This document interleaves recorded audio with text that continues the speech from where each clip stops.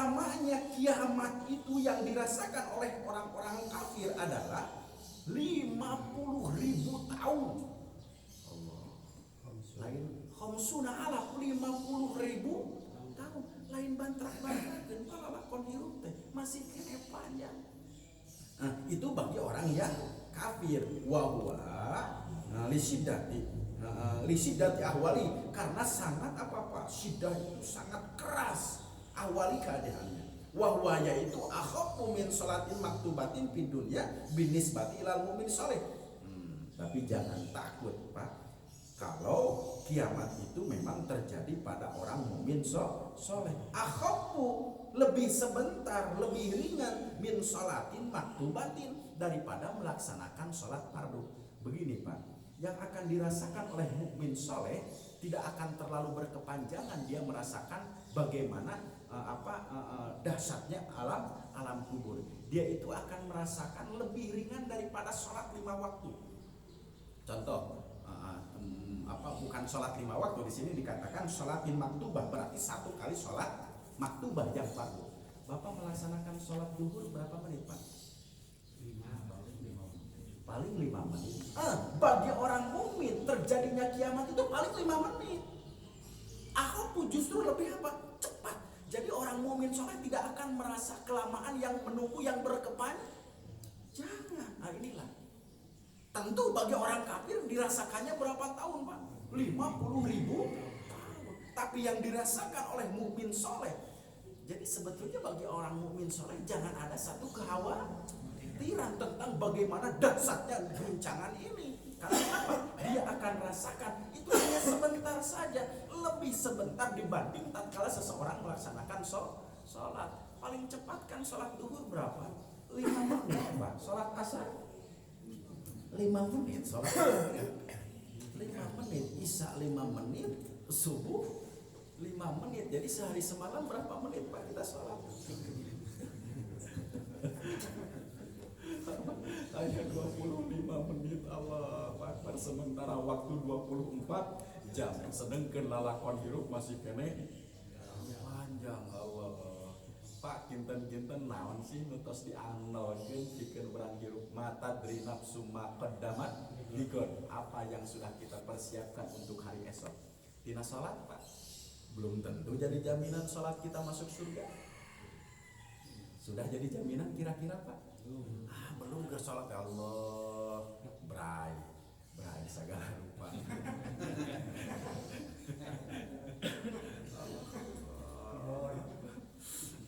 Apakah dari sedekah? Yang ngajagokeun sedekah urang asup surga teh, Pak. Sedekah juga tidak tiap hari. Kinten-kinten naon ieu amal saleh nu tos dijagokeun ku urang pikeun apa, Pak? Kehidupan kelak di alam. Allahu Akbar. Hanya mencari rahmat dan karunia Allah saja.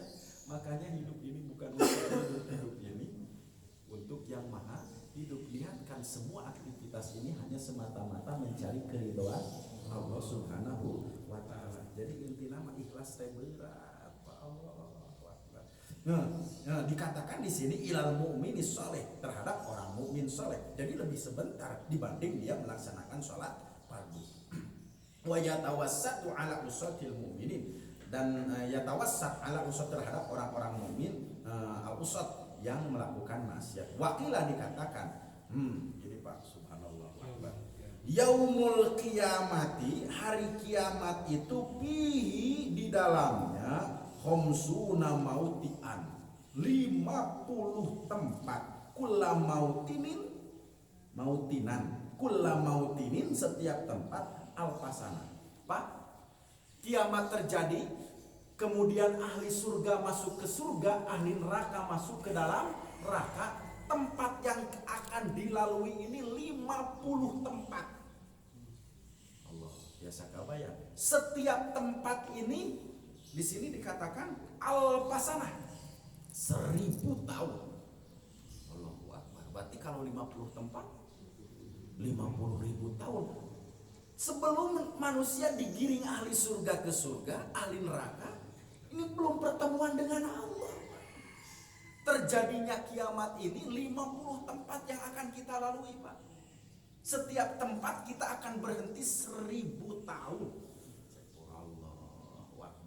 Kita saja di dunia ini dengan usia 80, 50 air tos bosan Pak. Atau masih nikmat-nikmat saja. Tiasa kabayang 1000 tahun di tiap tempat. Jadi kullu syai'in halikun illa wajha. Semua ini akan panah, akan rusak, kecuali yang tidak rusak ini siapa? Allah. Maka bandingannya adalah 1 hari di akhirat, 1000 tahun di mana? Di dunia. Lah, perjalanan saja yang akan kita lalui di setiap tempat ini 1000 tahun. Allahu Akbar.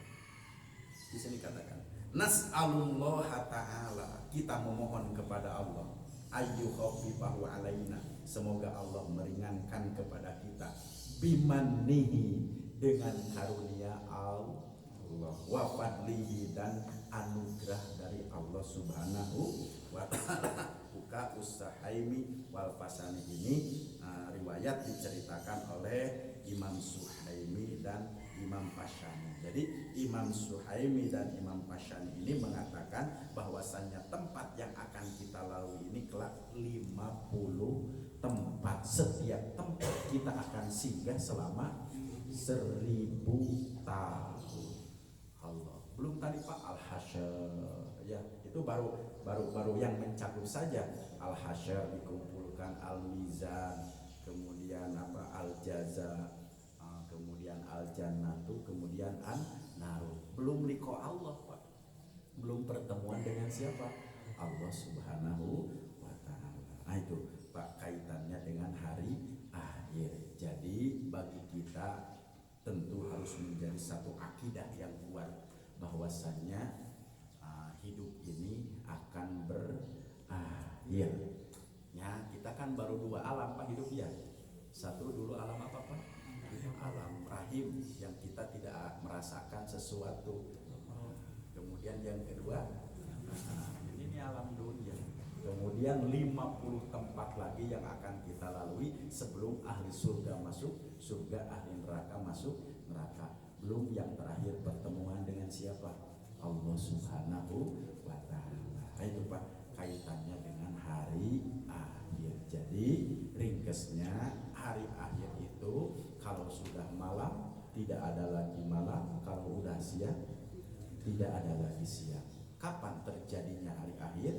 Pertama, para ulama mengatakan diawali dengan kematian seseorang, maka sudahlah terjadi pada dirinya kiamat. Kemudian yang kedua yang mengatakan terjadinya hari akhir itu adalah dari tiupannya trompet malaikat Israfil yang kedua. Atau dikatakan hari akhir itu pertamanya adalah mulai manusia dibangkitkan dari kubur. Kemudian dikatakan hari kiamat itu ya hari kiamat karena manusia dibangkitkan dari kubur. Nah itu Pak, ada kiamat kubro, ada kiamat sugro. Tentunya bagaimana dahsyatnya kiamat sugro, dahsyatnya sakaratul maut itu Allahu Akbar. Bapak pernah kira-kira menyaksikan orang yang tatkala sakaratul maut? Allahu Akbar. Pak bisa membedakan antara dingin dan apa? Dingin dan panas, antara siku ini dengan siku ini sudah kelihatan. Nyeksek, Allahu Akbar. Sambil dia Pak, ada yang apa Pak? Aya nu polotot, aya nu panangan rorowes, sampai anak aya nu tetejir kekejut. Allahu Akbar. Diawali dari sana sebetulnya Pak. Ya Rabbana. Tapi ya ayyatuhan nafsul mutmainnah irji'i ila rabbiki radiyatan mardiyah fadkhuli fi ibadi wadkhuli jannati. Jangan takut jadi mukmin soleh, kenikmatan. Kan dalam satu riwayat Pak, Nabi siapa? Nabi Idris ya, yang sudah pernah merasakan bagaimana rasanya sakaratul maut. Bagaimana setelah Nabi Idris dihidupkan kembali, bagaikan disayat katanya Pak dengan 70 pedang yang sangat apa Pak? Tajam. Yang sangat tajam. Nabi Idris Pak itu komo lamun urang beunang anu sanes darajat Nabi, sanes darajat wali, sanes darajat syuhada, kita hanya sebagai manusia biasa. Bagaimana dahsyatnya sakaratul maut, Allah. Nah, tentu ini harus menjadi satu akidah yang kuat bagi kita. Sesungguhnya kehidupan ini pasti akan berakhir. Sudah banyak contoh mereka yang sudah pulang ke rahmatnya Allah Subhanahu wa ta'ala. Wa tazawwadu fa inna khairaz zadit taqwa. Dan berbekalah, sesungguhnya bekal yang paling bagus itu adalah takwa. Panuju kieu mah sadar urang teh nya. Nuju kieu mah keluar we ayeuna kuy pangaosan kembali ke habitat awal. Subhanallah, ini tentunya semoga menjadi ilmu. Cukup dulu Pak. Ya, nanti minggu depan kita akan membahas tentang qada dan qadar. Ya Pak. Boleh bertanya Pak Ustaz? Boleh. Ayo pertanyaan. Pertanyaannya begini Pak Ustaz. Pada waktu manusia dibangkitkan dari kuburnya, itu kondisinya itu kalau aki-aki ini atau gimana? Karena kan ada bayi dan sebagainya. Kemudian kalau dia dikuburkan di Rancasili, itu kepada masarnya itu jauh atau Rancasilinya itu berada di padang masar? Karena dikatakan di situ kan Ustaz mengatakan jarak manusia di padang masar itu kan tak terhingga. Jarak tahunnya itu 50.000 dan sebagainya. Dengan demikian kan berarti kan mereka ini jalan menghadap Allah itu kan juga ada mungkin yang cepat, ada yang lambat dan lain sebagainya. Nah pertanyaan itu tolong dijawab. Pertama, kita harus tahu secara definisi Pak, ada makom, ada makbaroh. Ya, pertama, ada makom, ada makbaroh. Kalau makom itu tempat, contoh di pinggir Ka'bah ini ada makom, namanya makom apa Pak? Ibrahim. Itu adalah tapak atau nabi patilasan. Nah, kan di sana yang ini kan ada kaki ya Pak. Nah, itu adalah tempat munajatnya siapa? Nabi Ibrahim alaihi salam. Bukan berarti makom di sana di bawahnya ada siapa Pak? Kuburan Nabi Ibrahim, bukan. Jadi yang pertama itu makom. Ya. Kemudian makanya kan di ini nih ada makom Sunan Anu, makom Sunan Anu, makom Sunan Anu. Itu hanya petilasan saja tempat dia bermunajat kepada Allah. Nah, itu. Kemudian yang kedua adalah makbaroh. Makbaroh itu adalah tempat disedongkeunana jasad. Seperti di sini di mana Pak? Di Rancacili, gitu ya. Nah itu. Apakah memang itu tempat jasad Pak? Nah, dalam satu riwayat dikatakan jika seseorang itu dalam kitab Daqaiqul Ahbar Pak, jika seseorang itu meninggal dunia, Pak, maka malaikat Jibril ini membawa rohnya kemana Pak? Ke langit. Membawa ke langit. Kemudian di sepanjang perjalanan para jika mukmin itu adalah mukmin soleh, maka semua malaikatnya geger Pak. Aduh harum nih, siapa yang mati, siapa yang mati. Nah, maka Allah berkata, simpanlah dia di tempat yang paling tinggi, Illiyin. Nah, jadi rohnya itu disimpan oleh Allah di Illiyin. Artinya apa? Dimuliakan oleh Allah Subhanahu wa ta'ala. Jika yang mati itu adalah orang apa Pak? Ya, orang yang durhaka, orang kafir, maka tatkala dibawa kemana Pak? Ke langit, semua para malaikat itu akan menutup apa Pak? Hidungnya, karena sungguh sangat terasa sangat bau sekali. Kata Allah, lemparkan dia ke sijil Pak, tempat yang sangat hina. Nah itu. Kemudian Allah kembalikan roh tersebut kemana? Ke jasadnya tatkala mau mendapatkan pertanyaan malaikat munkar nakir. Itu jasad. Jadi semuanya roh itu dalam genggaman Allah. Nah, jika bertanya wa yas'alunaka 'anir ruh qulir ruhu min amri rabbi, sudah. Kalau bertanya kalian tentang roh, sudah. Roh itu urusan siapa Pak? Allah Subhanahu wa ta'ala. Jadi saya kalau masalah roh sekarang di mana Pak? Semuanya tinggal di alam barzakh. Jadi bukan di alam kubur. Karas Pak. Jadi tinggal di mana? Di alam barzakh. Bagaimana keadaan mereka? Wa yas'alunaka 'anir ruh qulir ruh min amri rabbi, itu sudah menjadi urusan Allah. Allah genggam dengan kehendak Allah, Allah pun akan melepas dengan kehendak Allah. Kita tidak bisa lebih jauh menerangkan tentang masalah roh karena semuanya dalam genggaman Allah. Bagaimana dengan tadi Pak, padang mahsyar? Apakah nanti nenek-nenek akan kembali apa Pak? Iya Pak, yang bangkit itu apanya Pak? Yang bangkit itu memang jasad dengan rohnya. Tidak mungkin, karena dalam satu riwayat dikatakan tergantung amal perbuatan yang ia lakukan. Maka jika dia orang kafir, makanya kita harus berdoa, Allahumma inni as'alukal afwa wal afiyah. Nah, jadi ada afwa, ada afiyah, beda Pak. Kalau afwa itu kesehatan, kita sekarang di dunia nih, kesehatan, afwa. Kalau afiyah itu adalah kesehatan, tatkala kita dibangunkan, kita memohon, jasad kita ini harus seperti ini. Karena nanti ada jasad yang tatkala dibangunkan tidak seperti begini, seperti binatang. Nah, jadi dalam pembangkitan itu berbeda wajah Pak, sesuai dengan amal yang ia lakukan. Dikatakan ada yang seperti khinzir Pak, waktu pembangkitan itu. Jadi mungkin kalau seperti khinzir, di sana tidak ada kakek-kakek, tidak ada nenek, dan tidak anak kecil. Karena pembangkitannya sesuai dengan amal ibadah yang ia lakukan. Makanya mohonlah kepada Allah afiat agar nanti dibangunkan dari tempat kubur itu kita seperti begini. Dengan apa Pak? Memancar cahayanya gurron muhajjalina minal wudu. Jadi mungkin tidak ada kakek-kakek dan nenek nanti di mana Pak? Di padang mahsyar. Dan kita pun tidak akan sibuk dengan apa? Kesibukan orang lain.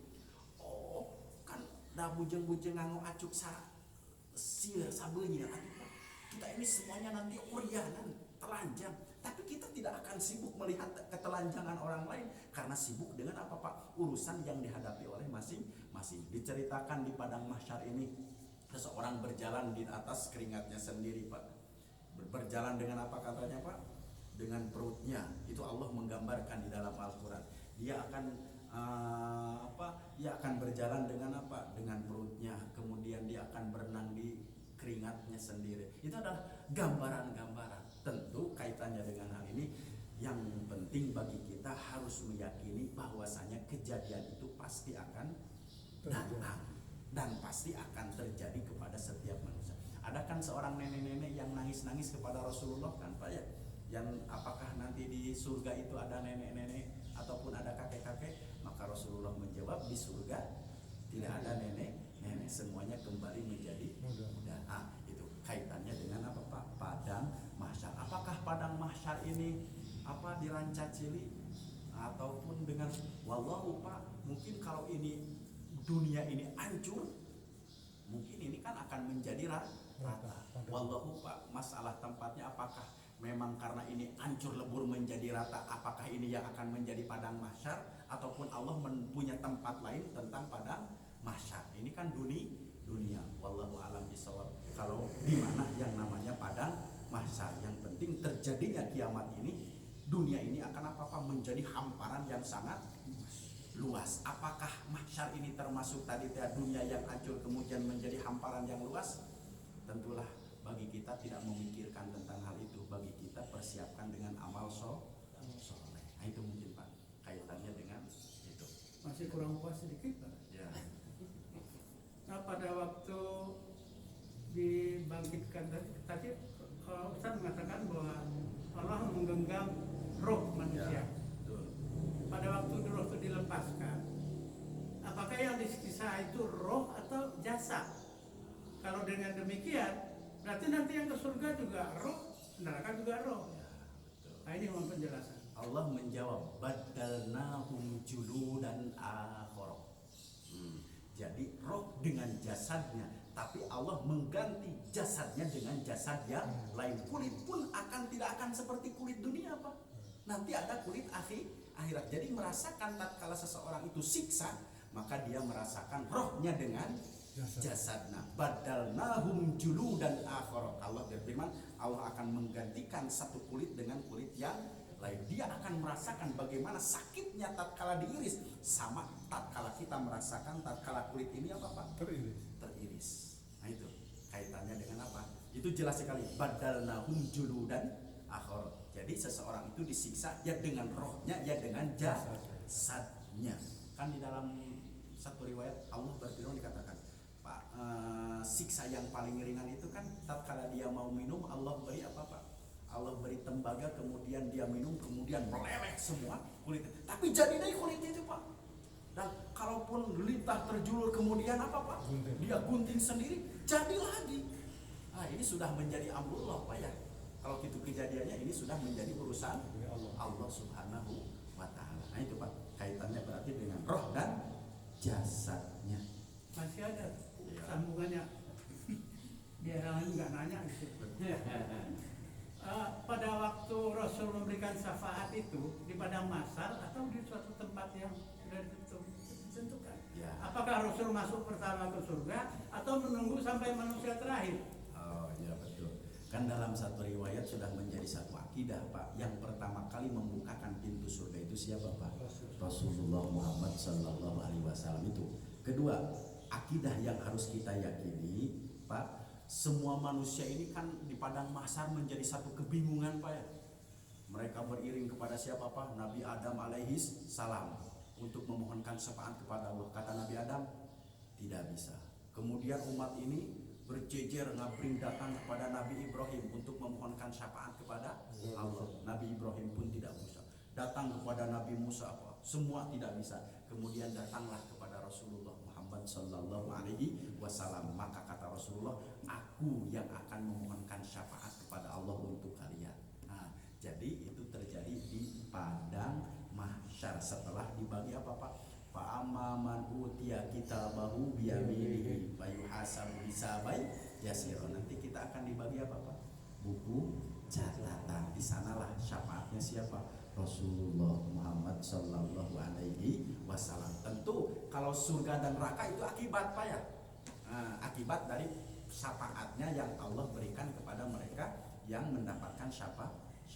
Jadi syafaat itu bisa jadi di padang mahsyar Allah berikan yang sesuai dengan keinginan Allah, tapi Nabi Rasulullah Muhammad SAW yang memberikan. Itu syafaat itu artinya apa? Pertolongan. Nah itu kaitannya dengan apa? Syafaat. Itu mungkin semoga tidak puas Pak. Sebetulnya masih ada tapi ya nanti aja lagi. Ya. Jangan dihabisin saja. Jangan dihabisin Pak. Lanjut. Gimana Pak? Lanjut saja ya. Oke, kita sekarang masih bab adan Pak. Satu hadis saja dulu. Ada lah 2 menit lagi Pak. ini hadisnya juga harus terselesaikan. Masih bab adan ya. Allah.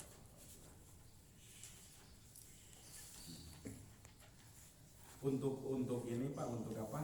Untuk ya hazanah pembendaharaan tentang keilmuan tentang hari kiamat dan tentang roh. Bapak bisa baca kitab Daqaiqul Ahbar. Daqaiqul Ahbar. Kitab Daqaiqul Ahbar. Itu detik-detik terjadinya kiamat. Para ulama menjelaskan dengan sangat jelas sekali Pak di sana dalam kitab Daqaiqul Ahbar. Sebetulnya kitabnya seperti begini Pak. Tapi entah kadang bisa baca enggak ya? Itu yang jadi masalah. Ya tapi tanyakan coba ke toko kitab sudah ada yang menerjemahkan belum gitu. Karena masalahnya kalau beli yang ini saya juga bingung kene gitu. Kok mau muridnya? Pangan sakit. Ya, gitu. Nah, itu, Pak. Saya kira mungkin di toko kitab ada lah sampai terjemahnya. Ya, terjemah enggak baiklah Pak. Badan ya. Ada dari terjemahnya adalah Daqaiqul Ahbar. Itu lebih gembal lagi keterangan para ulama. Kalau saya masih meraba-raba saja, hanya menukil saja Pak, memindahkan pendapat para ulama. Selanjutnya, Bismillahirrahmanirrahim. Qala Rasulullah sallallahu alaihi wasallam. Rasulullah sallallahu alaihi wasallam, man qala, barang siapa yang berkata, indal adani, tatkala adan, nalika adan, marhaban bil qailina adlan, marhaban wilujeng bil qailina dengan mereka orang-orang yang mengatakan adlan dengan adil, marhaban bis sholawati, selamat datang, bagia bis sholati, untuk melaksanakan sholat, wa ahlan, dan selamat datang ahli sholat, kataballahu ta'ala lahu al-fahsyah, maka Allah alfa hasanatin. Kataballahu, Allah menulis baginya alfa hasanatin 1000 kebaikan. Wa maha anhu, dan Allah menghapus darinya 1000 kejelekan. Wa rafa'alahu alfa darajatin, dan diangkat baginya 1000 derajat. Ini kaitannya dengan orang yang bahagia akan mendengarkan lantunan adzan. Bahagia saja akan diampuni dosa, diangkat derajat, akan dicatat menjadi 1000 kebaikan. Hanya bahagia saja mendapatkan mendengarkan kalimat-kalimat adzan. Allahu Akbar, Allahu Akbar. Jika neng gitu ada nangis adzan deui, bahagia tidak apa kira-kira? Lagi kalau yang bahagia kan Allahu Akbar, Allahu Akbar. Alhamdulillah, Allahu Akbar. Kamu adzan maghrib bulan puasa. Dianti bisa. Satu lagi. Man sami al adana, barang siapa yang mendengar adan, walam yakul mislama qalal muadzinun, dan dia tidak mengatakan seperti apa yang dikatakan oleh muadzin, fa innahu yumna'u minas sujudi yaumal qiyamati idza sajadal muadzinun. Oh, Pak, kalau mendengar lantunan adan itu apa? Lelewe, ya. Maksud lelewe di sini apa, Pak? Ikuti diulang-ulang. Karena bagi mereka yang tidak mau menjawab azannya muadzin, nanti pada hari kiamat dilarang sujud oleh Allah Subhanahu wa taala tatkala orang-orang sujud. Nah, jadi ini nih, kenapa ya kita dianjurkan tatkala mendengar azan kita mengiringi, mengulang-ulang ucapan muadzin. Karena kalau tidak mengulang-ulang, kaitannya dengan dikit manusia itu akan dilarang sujud nanti pada hari kiamat. Al-Muadzin. Qala Nabi sallallahu alaihi wasallam salah satun fi dhillil arsy. Nah, salah satun 3 golongan fi dhillil arsy, dalam iuhan arsy. Yauma la dhilla illa dhillu, yang tidak ada iuhan lindungan kecuali iuhan lindungan Allah. Pertama, imamun adilun, imam yang adil. Imam itu apa? Pemimpin. Wa muadzinun hafidun, kedua muadzin yang hafid. Hafid apa? Dia senantiasa menjaga adzan. Artinya apa? Ya tukang adzan gitu. Nah, kemudian yang ketiga, wa qari'ul Qur'ana, mereka yang membaca Al-Qur'an, yaqra'u kullalailatin mi'atai ayat, yang membaca setiap malam 100 ayat. Nah, itu Pak, anu bakal kenging iuh-iuhan ke di poe kiamat. Tilu golongan jalmi. Hiji, kata Rasul, pemimpin yang adil. Kedua, orang yang senantiasa adzan. Ketiga, orang yang senantiasa membaca Al-Qur'an. Sadinten teh hak kita terhadap Al-Qur'an 100 ayat. Jadi jika seseorang tidak membaca Al-Quran sehari 100 ayat, Pak, dia tidak menunaikan haknya terhadap Al-Quran.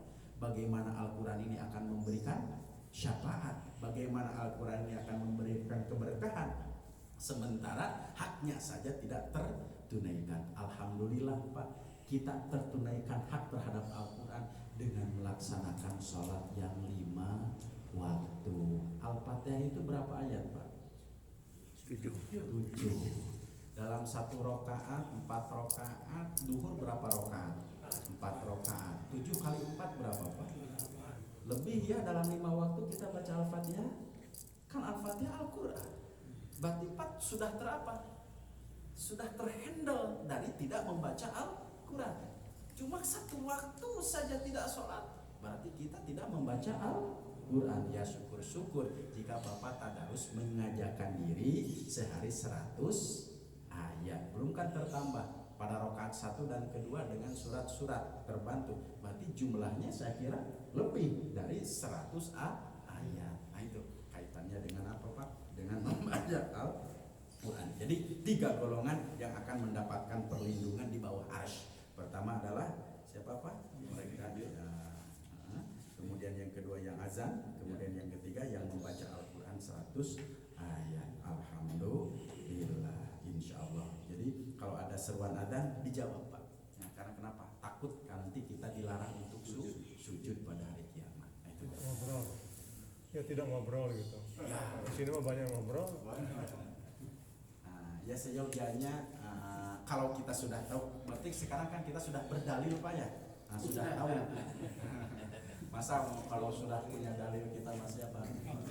Boleh tanya lagi Pak Ustadz? Ya boleh, tergantung kesepakatan yang lain. Pertanyaan sedikit aja Pak Ustadz. Ustadz menjelaskan tentang azan. Ya, Kemudian aplikasi di lapangannya ya betul. itu kadang-kadang kalau sholat subuh tidak mengucapkan sholatu khairun minan naum. Ya. Ini dalilnya dari mana? Oh. Terima kasih. Ya. Tidak as-salatu khairun minan naum. Saya kira hanya masjid ini saja, masjid yang lain mah ada. Ada di sini. Ada sini. Ada katanya di sini. Nah, itu Ustadz yang bikin kita jamaah bingung itu yang kondisi-kondisi seperti ini. Ya. Makanya kembalikan ke Ustadz lagi. Ya. Tanggung jawab Ustadz menjawab itu. Aduh. Jangan mancing-mancing. Iya. Ya, Pak, aduh kalau kita mau beristiqomah dalam mazhab, ya saya hanya seminggu sekali saja tidak kunut. Kemis. Apakah ini perlu dibahas? Jangan. Ikuti saja imam. Inna maju ilal Iya. imamu liyutamma. Sesungguhnya itu dijadikan untuk diikuti. Cuma mungkin bagi mereka yang punya akidah tentang ahli sunnah wal jamaah tentang kunut, kalau tidak kunut itu ada kebaikan yang tertinggal saja, hanya itu saja. Sebetulnya kan dan tidak membatalkan sholat. Apa kebaikan yang tertinggal? Allahumma hdini fiman hadait. Itu saja.